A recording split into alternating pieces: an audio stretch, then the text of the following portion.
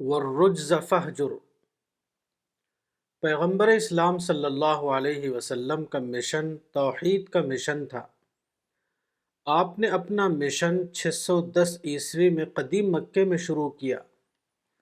اس وقت ابتدائی دور میں آپ کے لیے قرآن میں جو ہدایات نازل ہوئی ان میں سے ایک یہ تھی، والرجز فہجر، سورہ نمبر 74 آیت 5، یعنی رجز کو چھوڑ دو۔ رجز کا لفظی مطلب گندگی یعنی ڈرٹ ہے۔ یہ لفظ یہاں آپ کے ذاتی کردار کے اعتبار سے نہیں ہے بلکہ دعوت کے طریقہ کار کے اعتبار سے ہے۔ قدیم مکے میں رجز کو چھوڑنے کا مطلب کیا تھا؟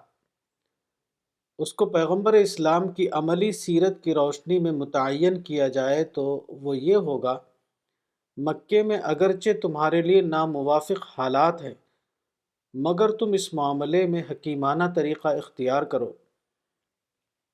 اور چیزوں کو غلط زاویہ نظر یعنی رانگ اینگل سے دیکھنا چھوڑ دو۔ اس معاملے کی ایک مثال سورہ الانشراح میں ان الفاظ میں ملتی ہے، وَرَفَعْنَا لَكَ ذِكْرَكَ، سورہ نمبر 94 آیت 4، یعنی تمہارے مشن کے خلاف لوگ پروپیگنڈا کر رہے ہیں لیکن تم اس پروپیگنڈے کو پبلسٹی کے معنی میں لو اور اس کو اپنے دعوتی مشن کے لیے ایک موقع یعنی اپرچونٹی کے طور پر استعمال کرو۔ اس معاملے کی ایک اور مثال یہ ہے کہ قدیم مکے میں لوگوں نے مقدس کعبے کے اندر تقریباً 360 بت رکھ دیے تھے۔ یہ بظاہر ایک اشتعال انگیز بات تھی لیکن پیغمبر اسلام اس پر مشتعل نہیں ہوئے۔ آپ نے وقتی طور پر اس کو نظر انداز کیا، اس کے بجائے آپ نے یہ کیا کہ کعبے میں بتوں کی موجودگی کی بنا پر وہاں ہر روز مشرکین کا جو اجتماع ہوتا تھا اس کو اپنے لیے بطور آڈینس استعمال کیا۔ آپ خاموشی کے ساتھ وہاں جاتے اور لوگوں کو قرآن سناتے۔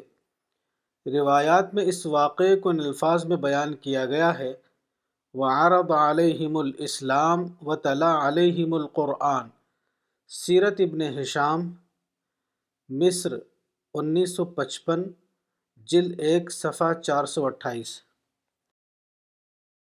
الرسالہ، فروری 2017، مولانا وحید الدین خان، صفحہ نمبر 10۔